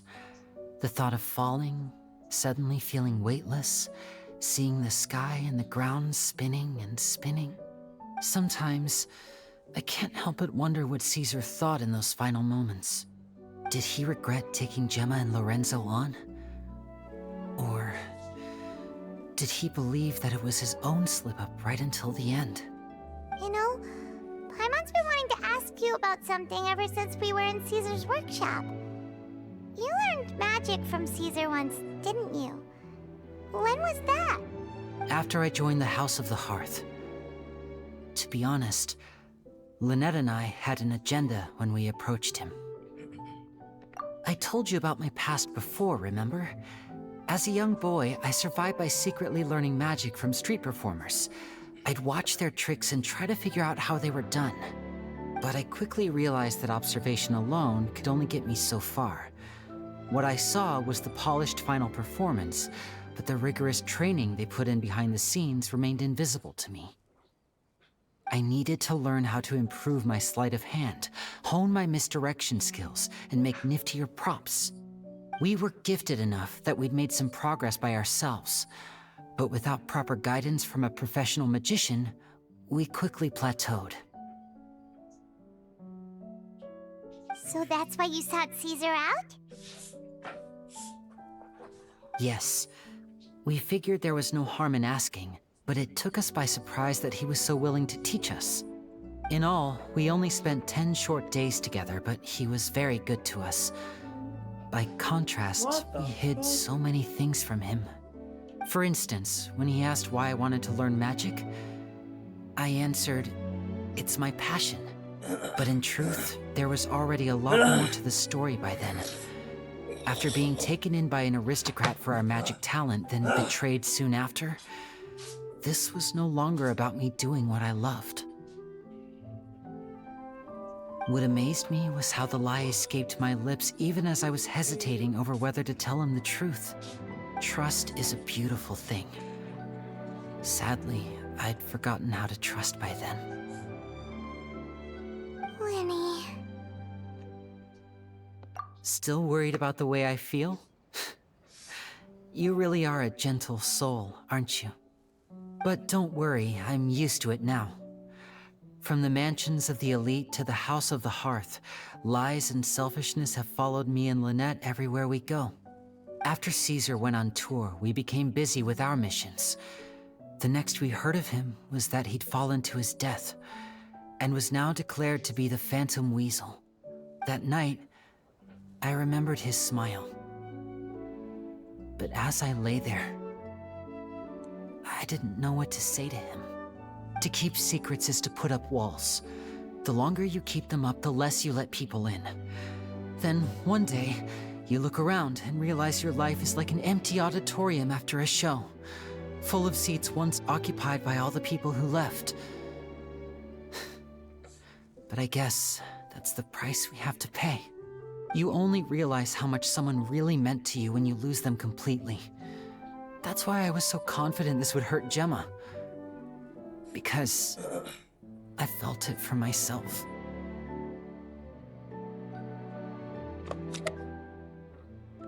Yeah, cheer up, Lyney. We've had to say our fair share of goodbyes during our journey, too. But whatever happens, Paimon always believes in what tomorrow brings. Delicious food, fun toys, and the traveler by my side. Paimon just needs to focus on things like this, and all the unhappy stuff goes right out the window. You know, Traveler, doesn't that kind of make you Paimon's truth? Exactly. It's the same for me and Lynette. We are the truest thing each other has in the world, and nothing can replace that. Life has taken plenty from us, like it did from Gemma. But at least it left us with each other. That's what gave us the strength to get through the darkest days. That's why the darkness never consumed me, and why it never will. Maybe we live in the shadows too, but we remember every precious ray of light that shines through. All right, time to lighten this conversation up a little. What did you think of the show tonight? Were you happy with it? It was amazing! Paimon just wishes we hadn't been so distracted with the Gemma situation. We spent most of our time in the Opera House just talking and pretty much missed the entire first half of the show. Lyney, could you do just one more trick for us? Whoa, that's a bit of a tall order, I'm afraid. The show's just finished, so my sleeves are decidedly card-free right now. Aw, come on! Surely you can think of something. The Lyney Paimon knows can do anything if he puts his mind to it. Oh, all right then. I'll give it a go, but only because it's you. Watch closely. I have a flower in my hand. You liar! There's nothing in your hand! We ain't going along with this! Huh? My goodness, you're right. But I could have sworn I brought one here with me. Okay, try this. Count down with me. 3, 2, 1. 3, 2, 1. Now, have another look around. Maybe the flowers appeared somewhere else. Really? Let's see. Yay! Wow, there it is! Oh, this is a different flower from the last time, right? This one's called, oh yeah, a rainbow rose. But more importantly, Paimon has to know how the trick is done. Please, Lyney, pretty please! Well, if you want to learn magic, you'll have to start by addressing me as teacher. Ugh.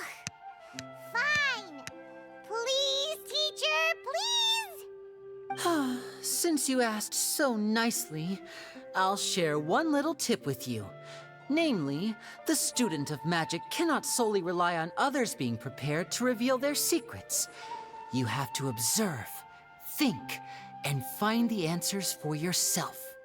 Is that it? Ah, look at the time. We shouldn't linger here too long. Thanks again for coming to see my show. I bid you both good night. I look forward to seeing you again. All right, fine. See ya. Shall we head back now, too?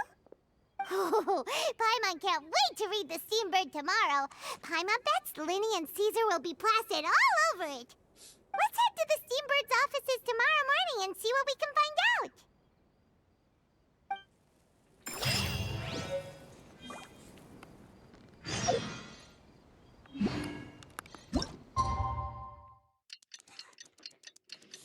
Postcard. Red card.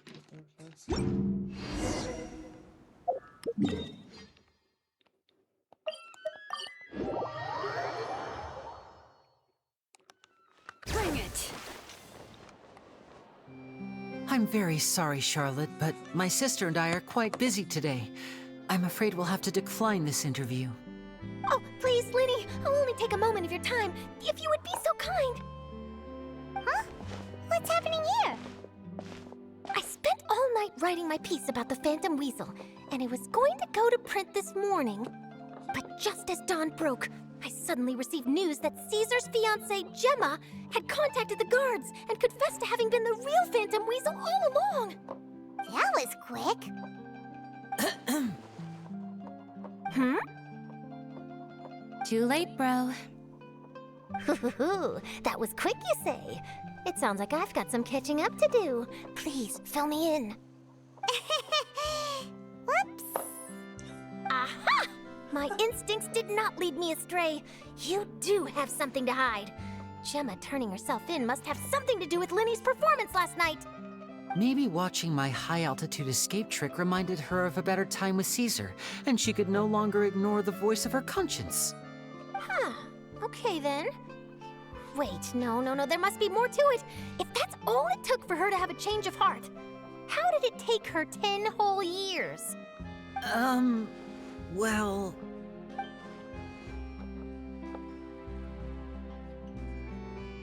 Oh, I remember now! You and Gemma were nowhere to be found after the show. What happened between you? Quickfire question! Where did you all go after the show? Oh, we went to the cemetery and Lyney did a private magic trick just for us. Actually, glad you mentioned it, because that reminds Paimon, guess what? Lyney started using rainbow roses in his tricks. What? I don't recall ever having received a rainbow rose from you myself. Is this supposed to mean that they're more important to you than your own sister? No, I just, What now? Oh, did Paimon say something wrong again? This is getting pretty awkward. What do we do, Traveler? Seems like this interview wasn't meant to be. Well, never mind. There's always next time. Forgive my persistence, but when there's explosive news waiting to be found, I can't turn away. The news about Gemma has already made waves, and I'll stop at nothing to get to the bottom of it all. Apparently, one of the things she said to the guards was that her final wish is to see Lorenzo one last time. There's clearly a web of complicated relationships there. Can't blame me for being curious. All right, I guess I'll leave you to continue the rest of your conversation in peace. Bye for now.